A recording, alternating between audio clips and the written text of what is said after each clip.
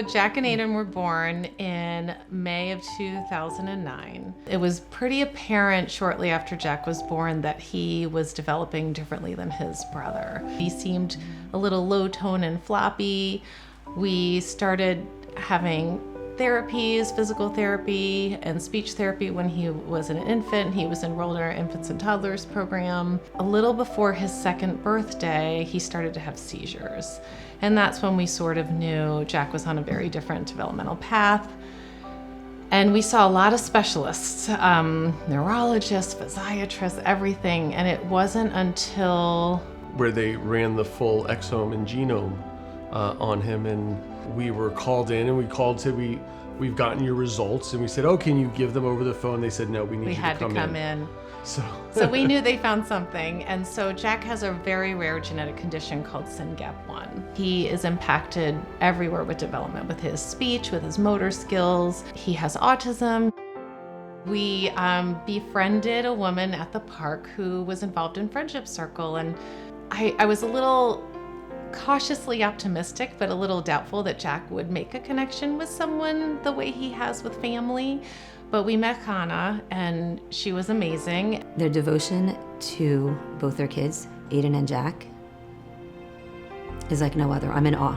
Every time I speak to her, the way that Julie tends to every single detail and pays attention to every single part of Jack's life and his development is like, it is remarkable. And she got us connected with our very first buddy, Haley. It got to the point where the sun would rise and set around Haley, and Sunday morning was his favorite day. He would run to the door, drag her into his playroom. It was amazing, and it was amazing to see their connection and have it was like his first real friend. I know. Haley wrote her college entrance essay about Jack, and I can't read it without crying. It's amazing. And when she went off to college, I was so sad. She still comes and visits once or twice a year, and he remembers her, and he's so excited to see her.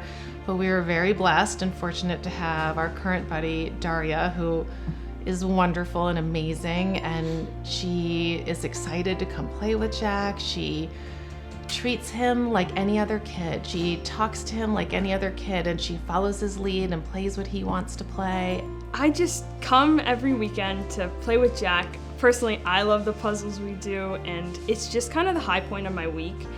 We just sit down for an hour, we do puzzles, we read books, and it's very simple, but it's fun and relaxing, and I get to connect with him. And the introduction he gives me at the door to the goodbye, it just kind of energizes me and makes me so happy. And then the rest of my week is like in front of me, and I feel more ready for it because he really does make me so happy. It kind of gives Jack an idea of how to play. And so like if I ever wanted to come into my room, I can like watch Daria sometimes, and so I can understand how Jack likes to play rather than like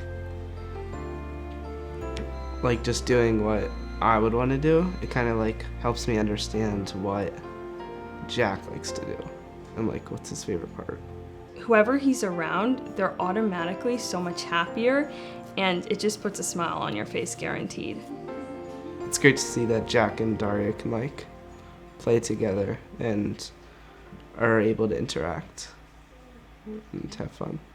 There was a pony ride event. It may have been a Purim Carnival or something else, and Jack did not want to share the pony with the other children, and it didn't matter what visuals I brought, what first then contingencies, what things I brought. He had a full-blown meltdown, and he was really out of control. He had self-injurious behaviors, he was aggressive, and Daria was cool as a cucumber, and she was the one who calmed him down. It wasn't me. She remembered that Jack loves grapes, and she ran to the tent and found some grapes and brought them to him, and that calmed him down, and she kind of lured him over to the tent and read a book with him. And I was just so impressed that at the time, I think she was 13, 14, that she just had these skills to calm him. And I was driving home with Jack, and I'm like, Daria's never gonna want to come over and play with him again. She's gonna be scared of him. I wrote this email to her parents to let them know how amazing she was and how grateful I was that she was there and she did what she did and that she's in our life. And her parents wrote back and they said Daria only wishes she knew what else she could do and just wanted more strategies for next time that happens, how she could help Jack. And she's really his friend. She really wants him to be happy and safe and help him and play with him. She still wants to play with him. She wants to come and spend time with him and hang out with him, and it's genuine. Yeah, she's an incredible young lady. We're very lucky to have her. So I kind of get to see all sides of him, and that's something I love, that it's not only the happy moments that I get to be with him, but also when he's a bit more upset, and I learn how to help him. And now I know that, for example, he loves those pictures, and I know how to calm him down when maybe, we lost a puzzle piece and he's kind of sad about that. I know how to, let me grab those photos and show them to him. She loves Jack, and Jack loves her, and we would have never met Daria if it wasn't for Friendship Circle. They wouldn't have crossed paths. No. Daria's disposition and her heart, there's no judgment. She just loves everybody for who they are. You see the connection between her and Jack. Yeah, it's not going to be easy to communicate with somebody who's nonverbal or to have that relationship, but there's a real relationship. And that's the most amazing thing about the Friendship Circle, is that it's hard to know. It's a circle. There's no beginning, there's no end. We don't know who benefits more. You have a teen that comes in, I want to be somebody's buddy, but in the end, they get so much in return from such a pure, soul-based relationship. There's no outliers. Everybody is part of this circle. It's a family. From the beginning, we were welcomed with open arms. Jack was welcome. Aiden is welcome at everything that we do with Jack. I've been learning a lot about my religion and my culture through Friendship Circle and through my children, and it's really been a wonderful place of acceptance. It doesn't matter how religious you are, how observant you are. And we feel honored, really, to be part of their lives, to be able to give that to them, to give them a space where they can celebrate as a Jewish family together with the community, and to be able to also make friends along the way, not just for Jack, but for Mom and Dad as well. So we feel honored as the Friendship Circle to be part of the Mishkin's life.